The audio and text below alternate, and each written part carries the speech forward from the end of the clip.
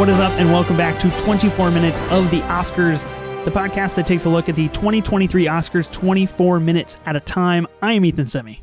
And I'm Ben Lawhorn. This week on the pod, we are predicting our final Oscar winners. Woo! 10 weeks later, we're finally here. It's time to pick our winners. So we're going to be going over our best picture, which obviously we've been covering on the pod this whole time. And it kind of feels at this point, it's kind of like the second strongest lock, for the Oscars. Yeah. There's one that I cannot imagine it being, someone losing. But yeah, we're going to also go through a lot of the other categories as well, and just kind of give you an idea of what we're going to expect or what we're hoping for. Yeah, and this is a special kind of, a short little bonus pod right before the Oscars. So we are 24 minutes of the Oscars. We're aiming for 24 minutes. That's the goal. Let's do it. First episode ever. It's way more of a challenge on my part than it is on your part, Ben. I feel like I'm going to be holding us back here. You mentioned the lock real quick, and I got to ask. So obviously the biggest lock this year, we're talking about Ke Huy Quan for Best Supporting Actor. If he doesn't win, which he will win, let's just reiterate, he will. But if he does not win, if someone else manages to win this award, will that be a bigger upset than Brokeback Mountain? Is that a bigger upset than Saving Private Ryan? Like, where does that rank among Oscars upsets? It's got to be, right? I mean, I don't know anything else that has...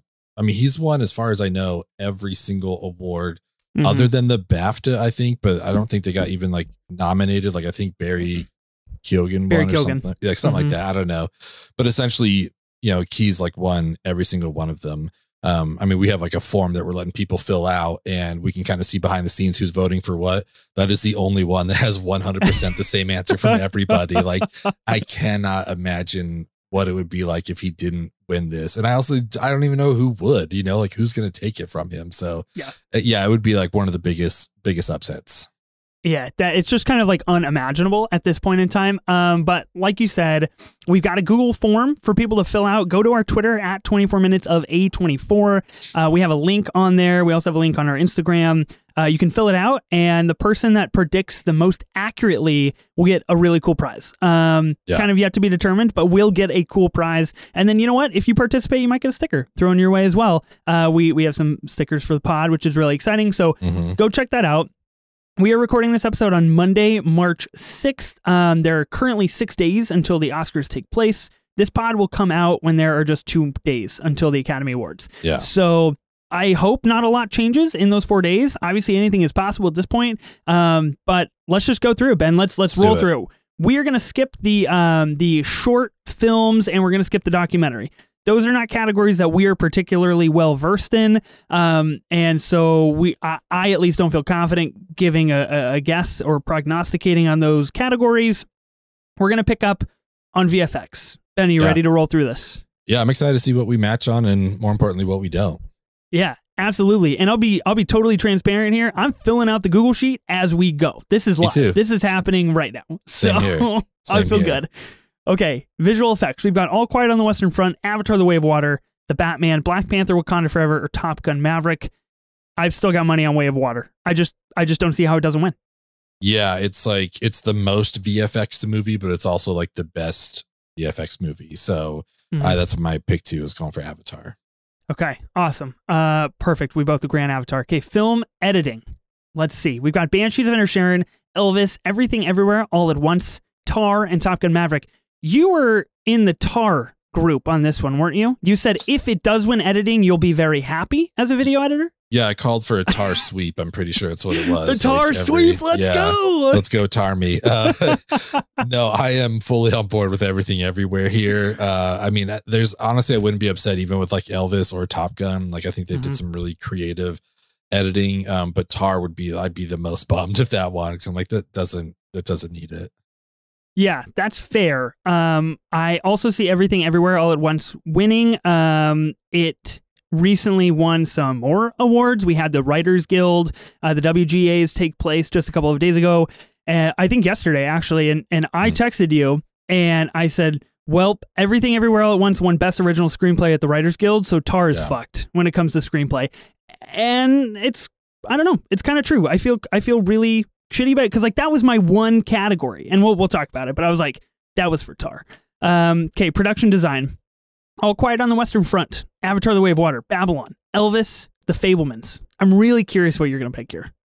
I mean, part of me, out of what I've seen, I'd go with Elvis, but it kind of feels like Babylon's getting a lot of praise, and we know like Hollywood loves a movie about themselves. So this might be, you know, this and or Score. I know you're big on the Score too. Kind of feels like where Babylon might hit.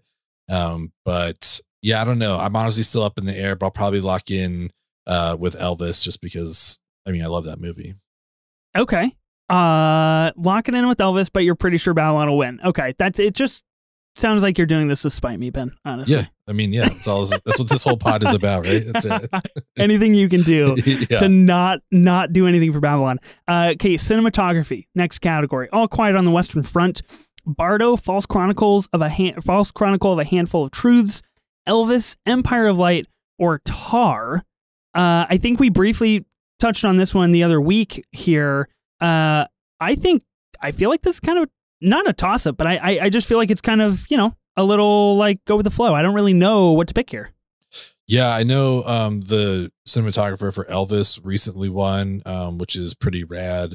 Okay. But I think for me, I'm going to go with All Quiet because I think that was like the most beautiful film that I saw, you know, out of everything that's nominated. So that's what I'm going to pick. Okay.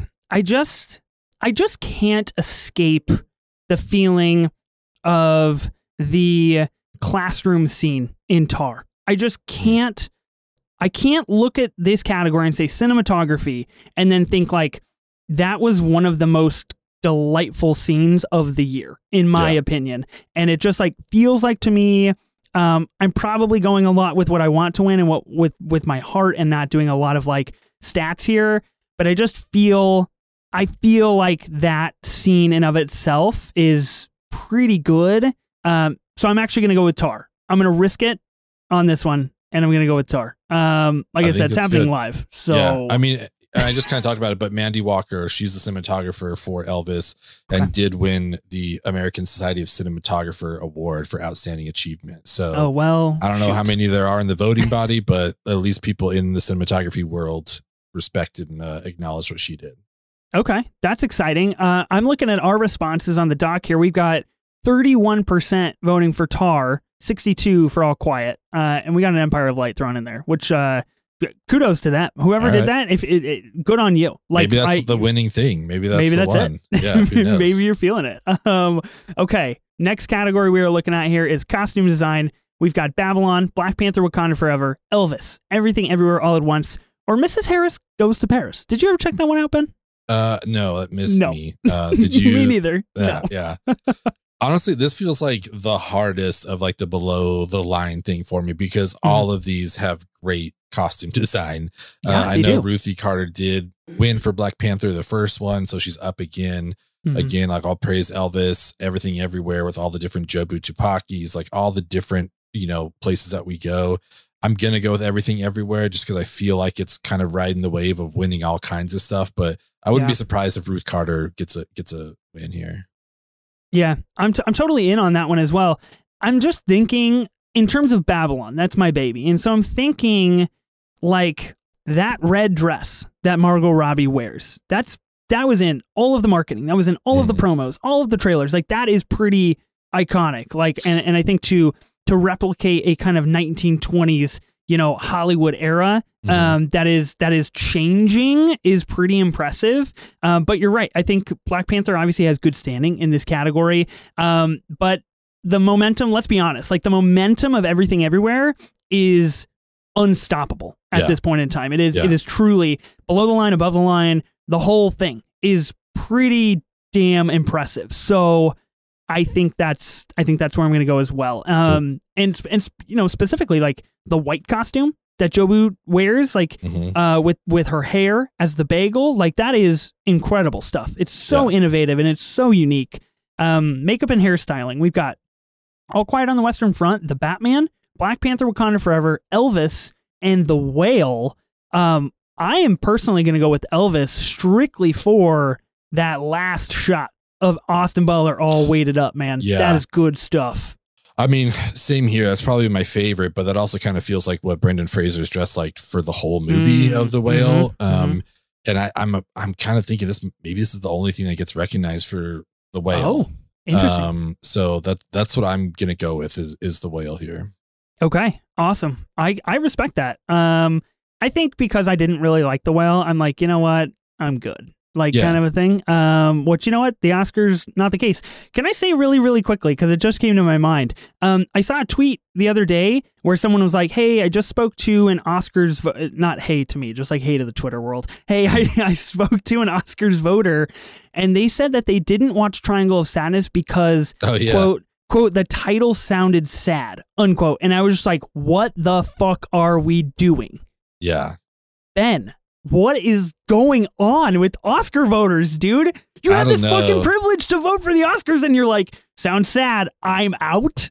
I honestly feel like any voter should like at least be required to watch whatever is nominated for Best Picture. Yes, please. Watch, whether it's 6 movies, 10 movies, like whatever it is, like watch those because it will cover a lot of stuff. But to go based off of like Triangle of Sadness, like, oh, it sounds like a bummer movie. Like, yeah, okay. Well, I don't know. But now I think we know why, like, maybe Dolly De Leon didn't get nominated. If other people felt that way and didn't even watch it, it's like, yeah, I get it. Dude, that's it. Yeah. Okay, sound. All Quiet on the Western Front, Avatar the Way of Water, The Batman, Elvis, Top Gun Maverick. This is my first Mav award on the ballot sheet here.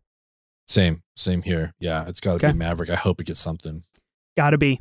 Okay, original song. I think this is... It could be interesting, maybe a lock, but could be interesting. Applause, Tell It Like a Woman. I don't know what this movie is. I don't think anybody really knows what this movie is, to be honest. There's someone I follow on Twitter who watched it, and she said it's one of the worst movies she's ever seen. Like, it's even worse than a Hallmark movie because it doesn't even have at least Christmas going for it. Like, it's just bad. So, yeah, I don't know. I don't know who has seen this. Oh, that's tough. Okay, Hold My Hand, Top Gun Maverick, Lady Gaga. Lift Me Up, Black Panther Wakanda Forever, Rihanna. Natu for RRR, and This Is a Life, Everything Everywhere All at Once. I'm going with Natu. I just feel like that's it, man. It's got a wave behind it, right? I hope so. Yeah, that's what I'm going with as well. Like, I haven't even watched the whole movie, but I've watched, part of that dance scene, and I feel like it's I hope it does. Yeah, I agree. And they are doing Hold My Hand. They're doing Rihanna's song, Lift Me Up, and they're doing Natu confirmed like as events going on at the Oscars, which is exciting. Original score, All Quiet on the Western Front, Babylon, The Banshees of Inisherin, Everything Everywhere All at Once, and The Fabelmans. Babylon. That's it for me, man. No, nothing else to say about that. I'm riding your coattails here, man. I'll go Babylon just for you. Yeah. Babylon Hive, rise up. That's my guy. Babylon Hive, rise the fuck up. Let's go. Look, the Academy loves Justin Hurwitz. There's no getting around that. Exactly. International feature film, All Quiet on the Western Front, Argentina 1985, Close, EO, and The Quiet Girl. What do you got here? I mean, All Quiet's got so many other noms. It feels like it has to take this. Like, I don't think it really has a shot at Best Picture, but I feel like it's gonna win here. Yeah, absolutely agree. Documentary feature. I don't know how many of these you have seen. We've got All That Breathes, All the Beauty and the Bloodshed, Fire of Love, A House Made of Splinters, and Navalny. I've heard good things about a lot of them. I've seen All the Beauty and the Bloodshed, and I think that is a pretty big lock for Doc, honestly. That's how I feel.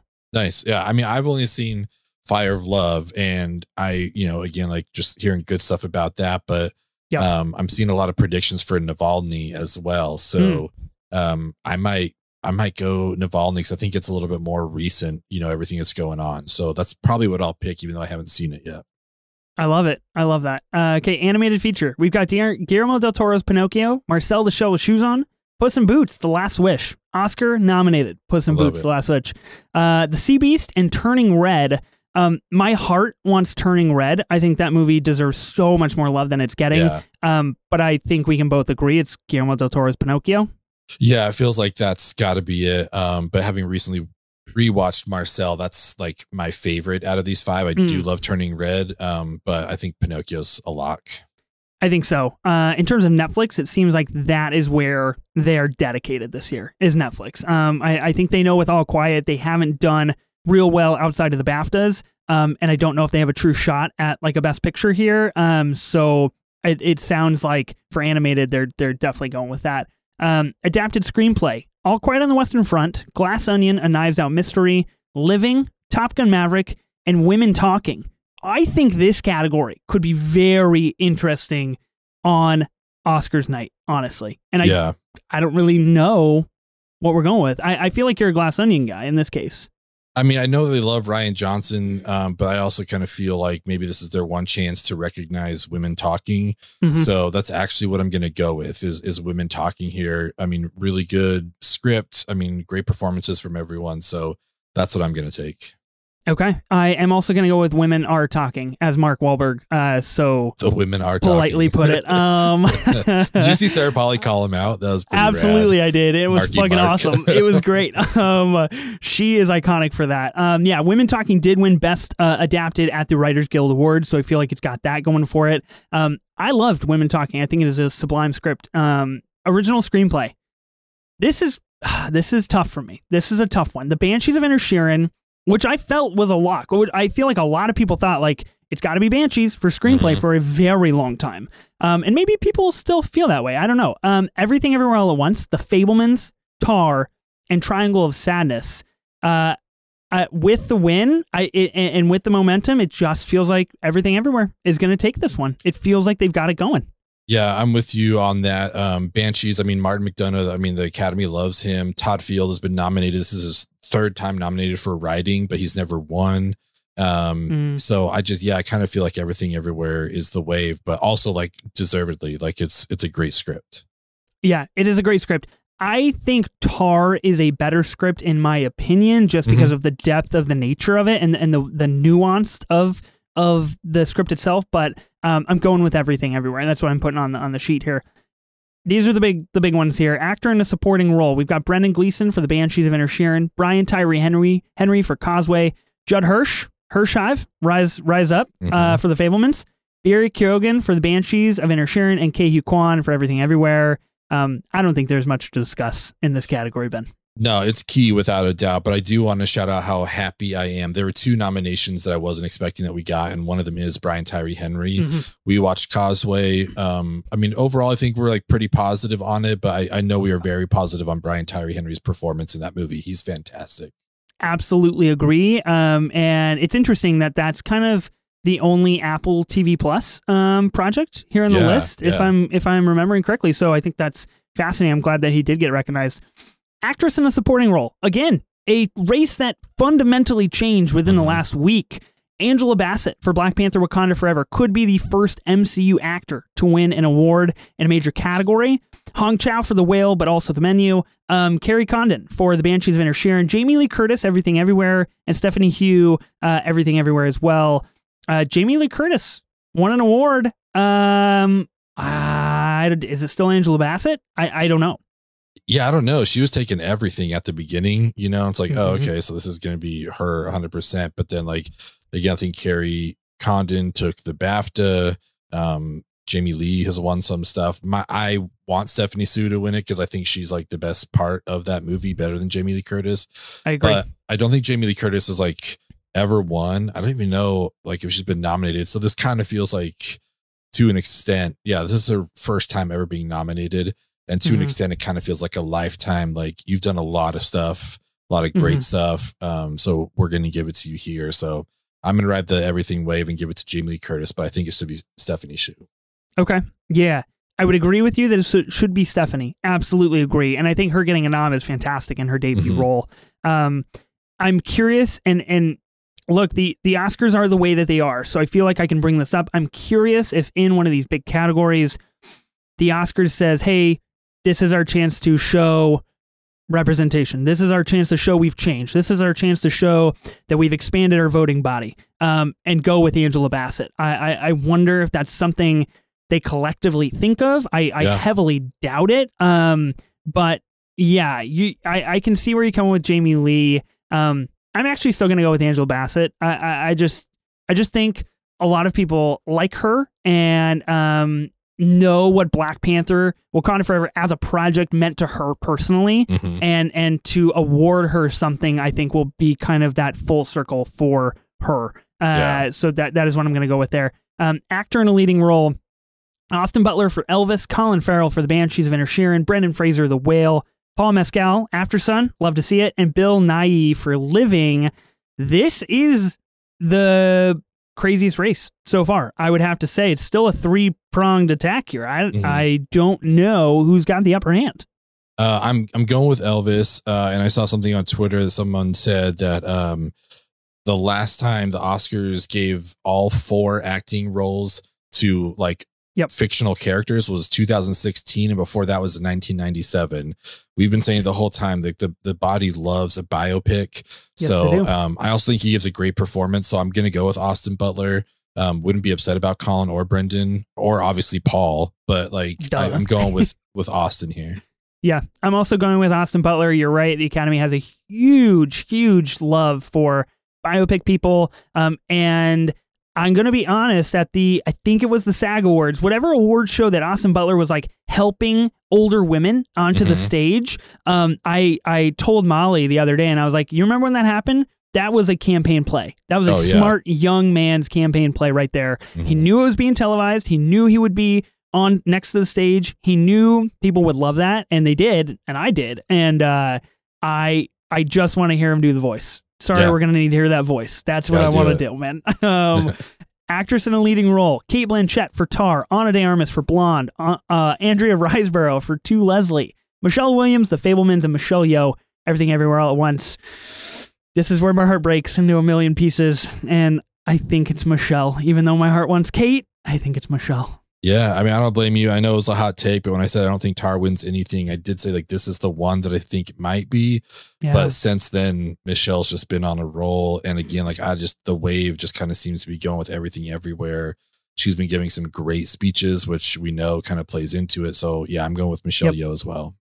Yeah, and I think this is a real kind of fork in the road for me. I have to accept the reality that we live in, and I love that Michelle Yeoh is on the cusp of winning an Academy Award. Don't get me wrong. It's just my love for Tar. It's my love for Kate, and kind of what was able to be pulled off there. But man, when she got up there and accepted her award, even at the Independent Spirit Awards a couple days ago, she was just like speechless, and I think she's just floored by this entire thing that's been happening to her life over the last couple of months, and people love that. Okay, the last 2, we've got the big ones here. Directing, Martin McDonagh, Banshees of Inisherin, Daniel Kwan and Daniel Scheinert for Everything Everywhere All at Once, Steven Spielberg, The Fabelmans, Todd Field for Tar, and Ruben Östlund for Triangle of Sadness.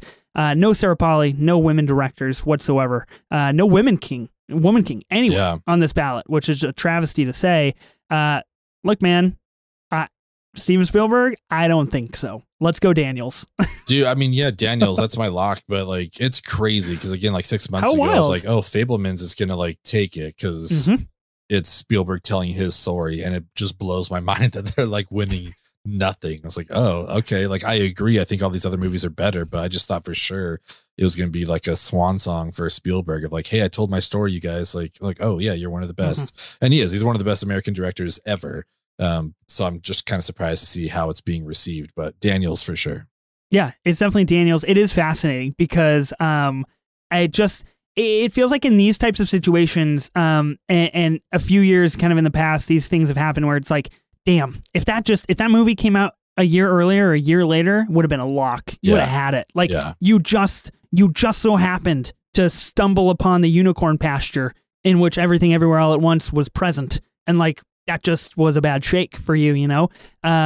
Tough beat for Steven Spielberg, because I do feel like he felt like this was his ode to everything Hollywood has given him, right? If this comes out last year, I feel like it beats Coda. You know what I mean? Like I feel like Fabelman's take. Definitely agree. Yeah, like you said, just a year late. Yep, definitely agree. Okay, the best picture. This is what we've been talking about for the last 10 weeks. All Quiet on the Western Front, Avatar: The Way of Water, The Banshees of Inisherin, Elvis, Everything Everywhere All at Once, The Fabelmans, Tar, Top Gun Maverick, Triangle of Sadness, and Women Talking. I think we're both agreed on this one, Ben. It's no question. It's Everything Tar. Everywhere All at Once. Oh, yeah. Oh. Yep, Everything Everywhere All at Once. My guy, let's go.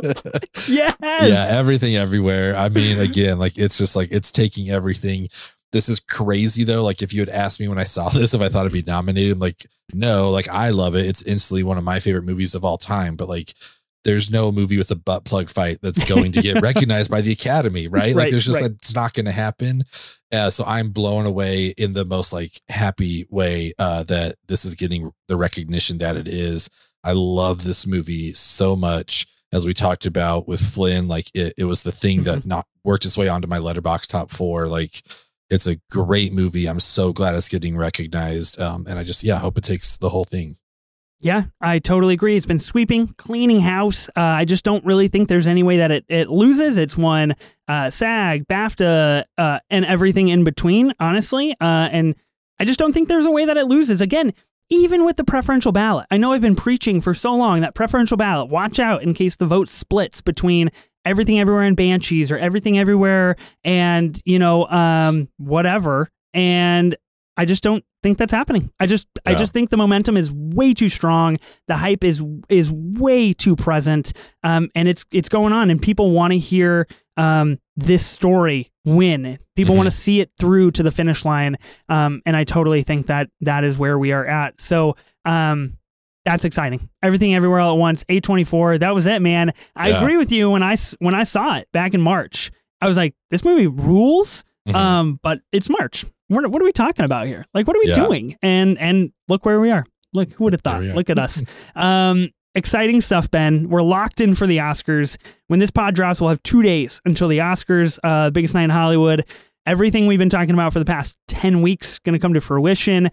Be sure to join us, probably live, maybe live on YouTube. Yeah, fingers crossed, hopefully. Fingers crossed, post Academy Awards, directly following the show for our reactions, our thoughts, and what is sure to be an absolutely unhinged episode, because I know I will have a lot to say, but whatever the hell goes down, dude, it's going to be crazy. I can't wait. I mean, I'm going to be in Oregon with you. We will be in person recording, which I'm excited about. We're going to be watching it at like a local theater there, which is going to be awesome. So we'd love to hear how you guys are going to be watching the Oscars, or any of you have an Oscars parties, let us know. What are you hoping takes Best Picture? I mean, again, like we're going with Everything Everywhere, but I love hearing what people want. You can hit us up on Twitter or Instagram at 24 minutes of A24. Also subscribe to us on YouTube, because like Ethan said, like we'll probably live stream after and kind of talk about our immediate reactions. So just look for us on YouTube at 24 minutes of A24. I am Ben Lawhorn. And I am Ethan Simi. And as the legendary and immortal Tom Cruise says, see you at the movies. See ya.